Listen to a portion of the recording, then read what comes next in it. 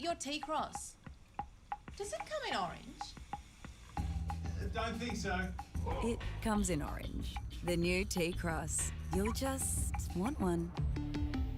Volkswagen.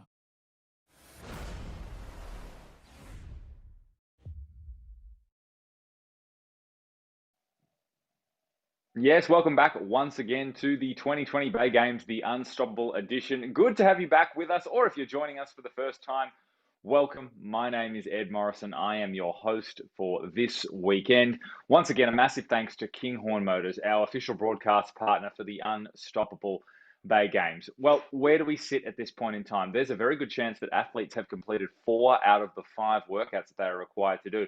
The workouts have been released for some time, but we went through the movement standards this morning of workouts 1 and 5 to begin with. Of course, 5 is the Are You OK workout, a floater workout. And then recently we've been through the movement standards of event 2 and event 3. And to help me take us through the movement standards for the last event today, if you will, event number 4, is the co-director of the Bay Games, Mr. Matt Locke. Matt, good afternoon to you. Hi Ed, it's good to be back with you, and we are out and about in Jervis Bay this weekend. We are right now down at F45 Huskisson in Woolamai, just outside of Huskisson town, and they are about to celebrate their 2nd birthday. So Sharon, the owner, has made us all very welcome, and we are going to have a lot of fun. Just off to my left, of course, observing COVID rules, but we do have a small gathering, all socially distancing, ready to cheer on the athletes that we're going to see throwing down once we've released the workout and talked about the movement standards. Yes, of course. Now, before we get on to event number 4, I feel that I need to ask your friends next to you right there how they went with event 3, because I know that that was going to be a short, punchy one to get through. So I'll flip to you to speak to both Peter and Alethea about it. But I'm very interested to know how our two, if you will, they're not both demoing the movement standards, but they're both having a crack at the workouts this weekend. No, that's exactly right, Ed. As soon as we turn the broadcast button off, these guys throw themselves in and get hot and sweaty with the workouts. So, Peter, event number 3, how did it go? Yeah, it was a tough one. I went out pretty hard at the start, and I thought the first 2 rounds, especially leading into the shoulder to overhead, went quite quickly, and it really gassed my shoulders towards rounds 3 and 4. Yeah, but you did an awesome job, and we're not going to share the results just yet. We'll see what the leaderboard looks like a little later on. Thank you, Peter. And Alethea, what were your thoughts on event 3?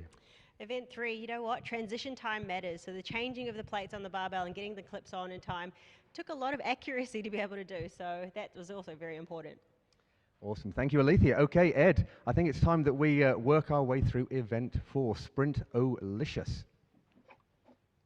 Absolutely, Matt. Let me take you through Sprint-O-licious. Ladies and gentlemen, 4 time with a 7-minute cap. For advanced athletes, 60-meter shuttle sprint, 12 deadlifts, 20 meter of a mixed rack kettlebell lunge, back to 12 deadlifts, back to a 60-meter shuttle sprint. Men, 120 kilos on the barbell and 20 kilo kettlebells. Women, 80 kilos on the barbell and 12 kilo kettlebells. That's for the advanced. For intermediate and juniors, it is the exact same workout or event. Men, you'll be using 80 kilos and 12 kilo kettlebells, females 55 and 8 kilo kettlebells. Masters also completing the same rep scheme with the same time cap. Their loads are 100 kilos men on the barbell and 20 kilo kettlebells. Females 70 kilos on the barbell and 12 kilos on the kettlebells. Now, with this particular event, there are a few moving pieces, particularly around the mixed rack kettlebell lunge and exactly how you should perform the shuttle sprints. So I will hand back to our head judge and our demonstration person to allow you to get a handle on exactly what is happening with event 4 and how to execute on that. Alrighty, welcome back. We've got event 4, Sprint-O-licious. Movement standards. We are going to start with the flow of the workout. There are a lot of moving pieces, so make sure that you pay attention to the information sheet that is provided with your scorecard. Have a read of that before you take on this workout. You are going to start at the start line. It starts with a 60-meter shuttle sprint. It is 2 times around a 5-meter marker. And yes, folks, it is around the marker, not just touch the line. Then it is 2 times around the 10-meter marker.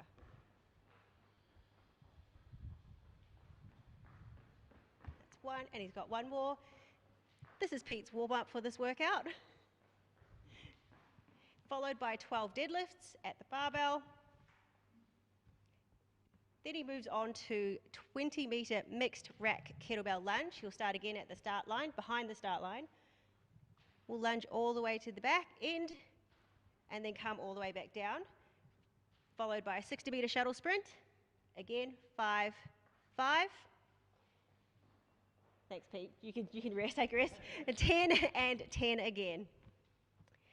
Okay, and then back down to behind the start line, and you've got the 12 deadlifts.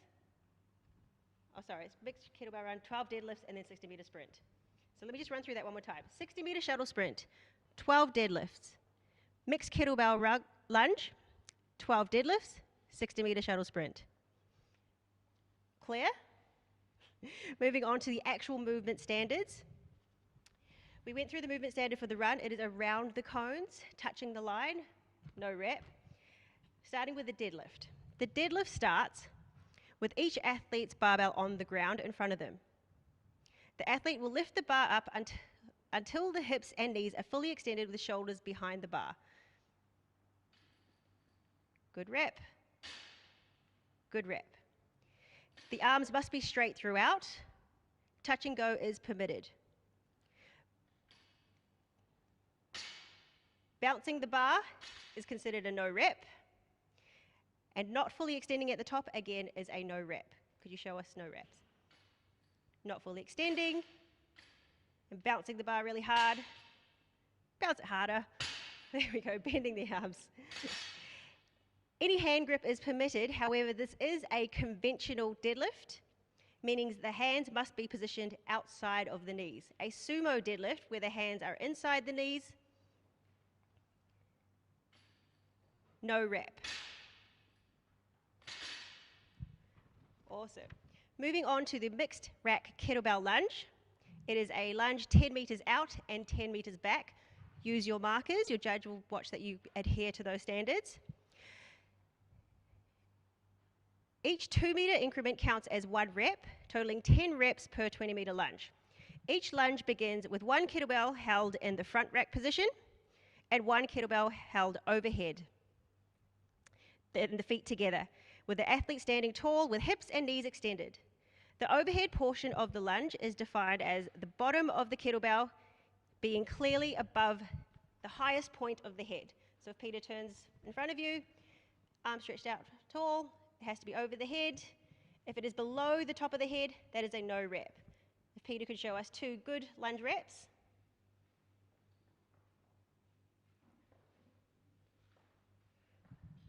Cool, and I'm going to get Jim to show you just side on as well.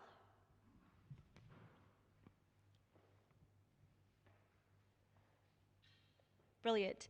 The athlete lunges forward into a lunge position. At the bottom of the overhead lunge, the trailing knee must make contact with the ground, with both kettlebells still in those positions. Could you show us a rep where the knee does not touch the ground? That is a no rep. The feet must also pass through an extended position. As the feet come together, the hips and knees must be extended. You must alternate each foot for the rep to count. You don't have to pause at the top, however, you must show full extension through the range. A duck walk is not permitted. No rep.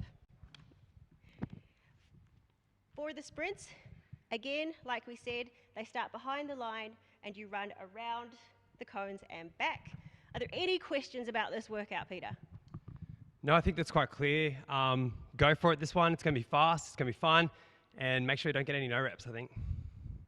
That's exactly right. All the best, guys. Have fun and go hard. Thanks so much, Alethea, and we will talk to the team about some strategy in a moment's time. But feels like for both people there, if you're as fit as they are, the strategy is pretty simple. Go as fast as you possibly can. I'm not too sure if that's a strategy that seems to work for me, but nonetheless, Matt, I was going to mention to you, we've discussed off air before how clunky it can be at times trying to film a workout that you're doing, but make sure that you have a timer going, and then also making sure that timer is visible. And you've been working with a company, a Melbourne-based company, I believe, that has come up with a really nice solution for this for people who are working out, maybe not necessarily at a gym or at a gym, but also working out in a garage. That's exactly right. So Timebird's Timers, they had a hugely successful Kickstarter campaign, which closed just about a month ago now, and they raised over $1 million and sold over 10,000 units worldwide. Absolutely spectacular effort. Based in Melbourne, and look, it's one of the timers that's rechargeable. It's magnetic. You can whack it on a rig. You can stick it in your gym bag, take it to the beach, do whatever you like. There's so many uses. It's almost infinite. But you know what? Why don't we take a look at what the Timebird timers look like? Well, I have a wonderful electronic invention I want you to see. It looks something like this.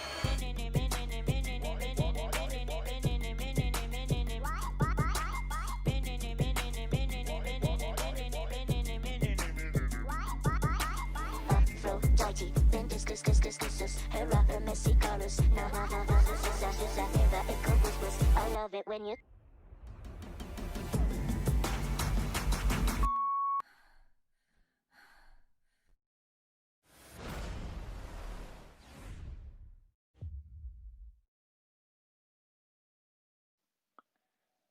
And I cannot overstate how useful it is to have something like that in the gym bag, especially one that small that you can easily transport with you. So Timebird timers, check them out.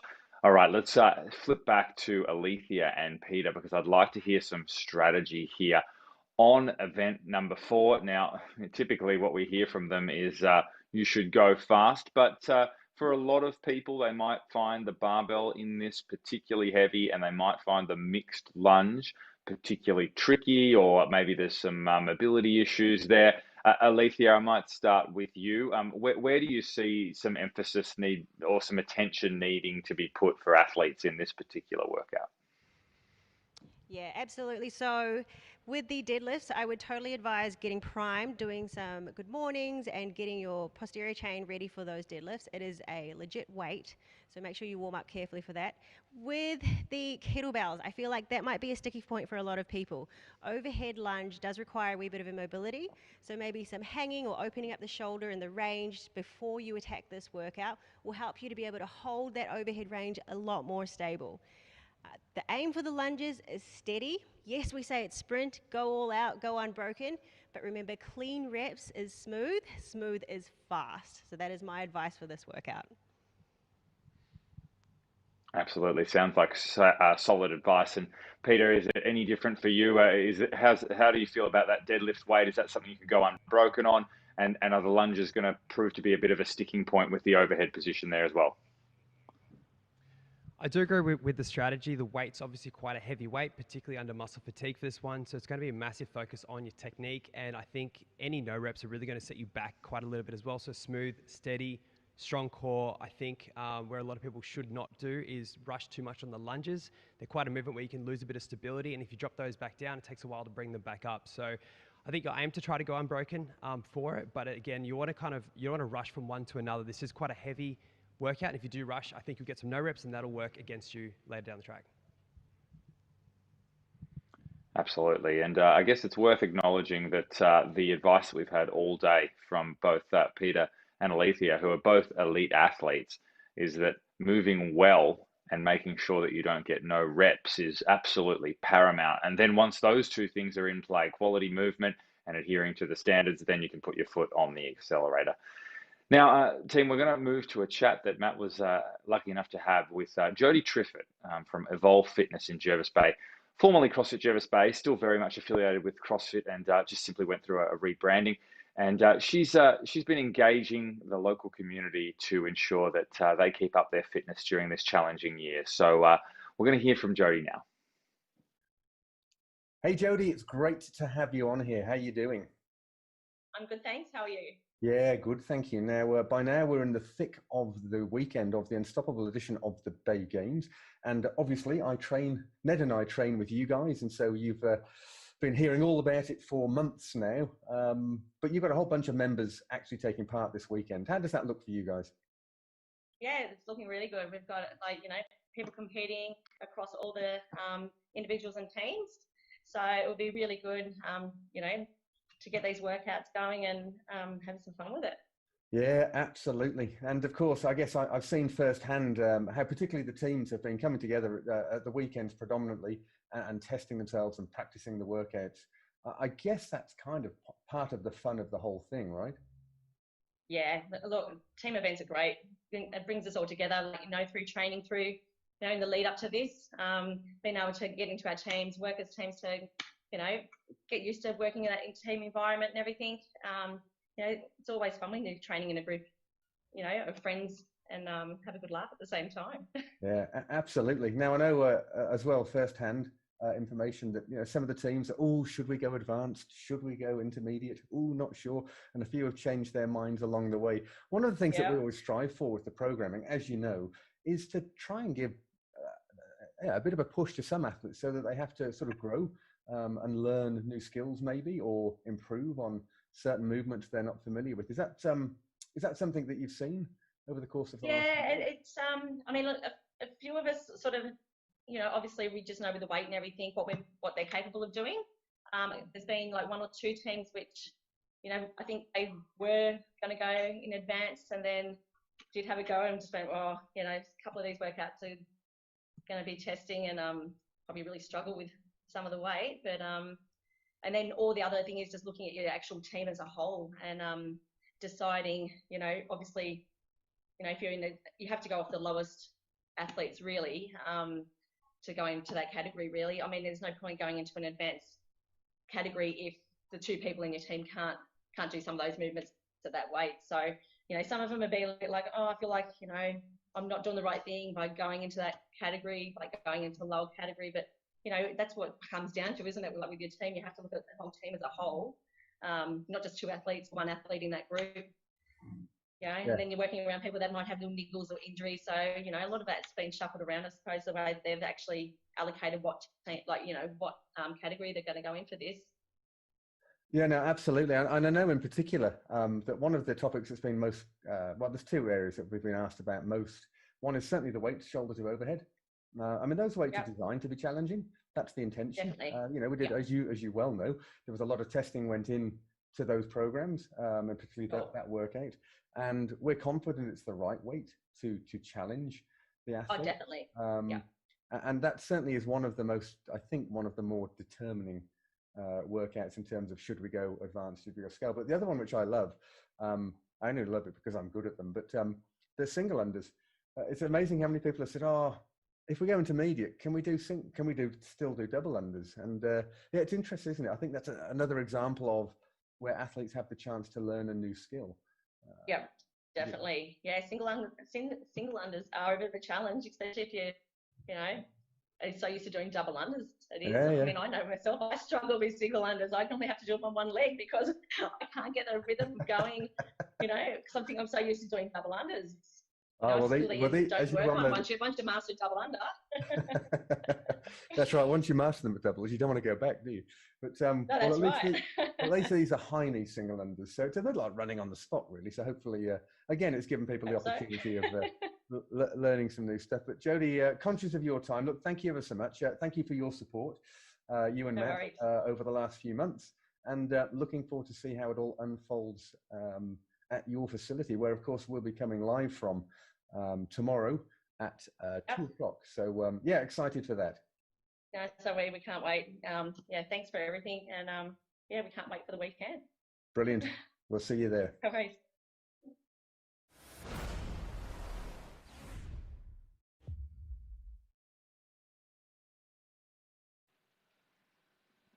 All right, team, we are only moments away now from Event 4 being performed live by Peter Day and Lissy G of Epic Fitness Pambula. And I'll cross over to Matt, who I think is close to getting them started. Matt, how are we looking there at F45? Yeah, hi Ed. The athletes are warmed up. They are ready to go. And I have to say there was a bit of excitement in the house just a few minutes ago because Pete deployed a heat management system and removed his t-shirt, and there was a little bit of excitement in the house, I have to say. So, no, athletes are ready to go. We're going to have a 10-second countdown because Lizzie G, who you can see the back of at the moment, there you go, there's Lizzie. She is competing in this competition, whereas Pete's doing it for fun. And we're going to have the WeTime app kicking off in, here we go, let's go, 10 seconds. All right, we're on a countdown. 6, 5, 4, 3, 2, 1. Ed, over to you. All right, away we go. And just for, it's actually visually working quite well. We have the athletes starting in the opposite ends of the room. And as you can see, Peter Day has completed the first of the 2 shuttles. Now Lizzie G has done the same. And he will be moving on to the deadlift. Yes, it is the deadlift. Lizzie G went to the lunges. So both athletes now on the deadlift, and both athletes moving the bar not only quickly, but with excellent form. And look at Peter Day. Look at those abs. You got great cheese on those things. He is ripped, that man, and he takes a tactical break. Now, don't you love to see that? You know he could have gone unbroken, but instead, to maintain form, he has ensured that he broke them up, and that actually has opened the door for Lizzie G. So Lizzie G is on the mixed grip lunges. Peter Day just adjusts the belt. Now keep in mind, the next thing they'll be doing after the lunges is going back to the deadlift. So it's somewhat a confusing workout to look at on paper, but in actuality, it's just a pyramid. You just perform the sprint, the deadlift, then the lunges, and then back to the deadlift, and then finish with the sprint. Now look at Lizzie G looking super strong overhead, taking the time between each rep to stand all the way up, and that's a smart move, just so you get that moment where you feel slightly deloaded. Now this is interesting. Peter Day has overtaken Lizzie on the lunges, but we know that Lizzie can go unbroken on the deadlifts. Peter Day broke up the first set of deadlifts, so I'll be interested to see if he does the same thing here, because this could be the difference if he holds on to it. And look at Lizzie G flying through the barbell, and there's Peter Day once again. He does break up the deadlift, so he's put it down at the 5, and he's going to come back. Lizzie G looks like she's going to go unbroken, so... And Lizzie is away on the sprint. Peter Day still with a few reps to go. In fact, he's paused again on the deadlift. And Lizzie G is flying through the sprint.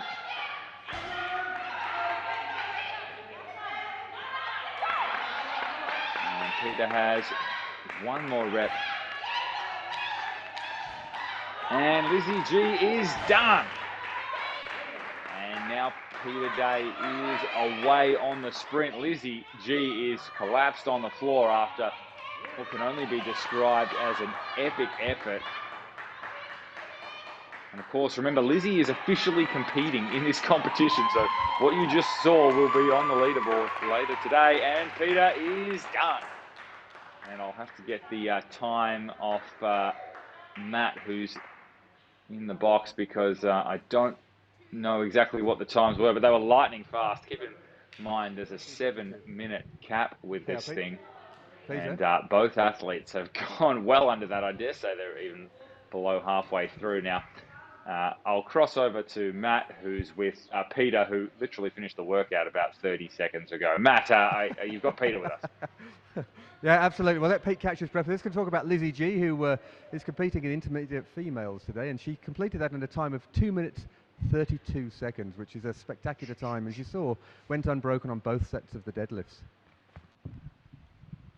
Absolutely, yeah, she was moving beautifully, and I guess it gives you some insight as to where the speed of the workout is. Obviously, both athletes were able to complete the sprint very, very quickly. The deadlifts were somewhat of a sticking point, I'd say. The lunges, both athletes, as both Peter and Alethea referenced in the strategy we talked about earlier, just sort of smooth through it. But Pete, I'm hoping you've got your breath now. How was that, mate? Was it as tough and as fast as you thought it would be? Yeah, I was expecting it to be quite heavy, particularly through the deadlifts. So my strategy was very much to go pretty hard in the run, get to deadlifts, do your first big set, try to break it up a little bit. I took a break halfway through the lunges just because I knew the next set of deadlifts were coming, but it is a tough workout to go straight from the lunges into your deadlifts and back into the run. So it's going to be a lot of fun for everyone else out there. Yeah, absolutely. And the lunges, I noticed you looked really strong on that. But as you just said then, it seemed like it was important to leave something in the tank for that second set of deadlifts, because that's going to be a real sticking point for a lot of athletes. Yeah, I was expecting the deadlifts to be quite a tough movement, particularly for the advanced males. It's 120 kilos. You're doing 12 reps into lunges, back into 12 reps as well. So 24 reps over a period of a minute and a half type of thing. So it's quite a fast, tough workout. And it really catches up to you quite quickly. Well, mate, I promise you that even though you're breathing pretty heavy, you're still looking like you're doing all right. So if I looked like that after 2.5 minutes of that, I don't think I'd be able to take an interview at this particular point in time. So well done, mate, and congratulations. Folks, that's the end of our broadcast for event number 4. Now, stay in touch, because we're going to have the provisional results show, and we're going to have that coming to you at roughly 4:50 p.m. Australian Eastern Standard Time. Now, what's worth noting, folks, is that if you are having difficulties uploading your video, please keep trying. We understand that some people are having difficulties, but that's not reason to not try and upload the video, because some people are being successful. In that case, folks, we will leave you to it. Enjoy event number 4, and we look forward to touching base with you in a few hours. Hey, I've been held up. Yeah, no worries. What have you got there? The new T-Roc. You'll just want one. Volkswagen.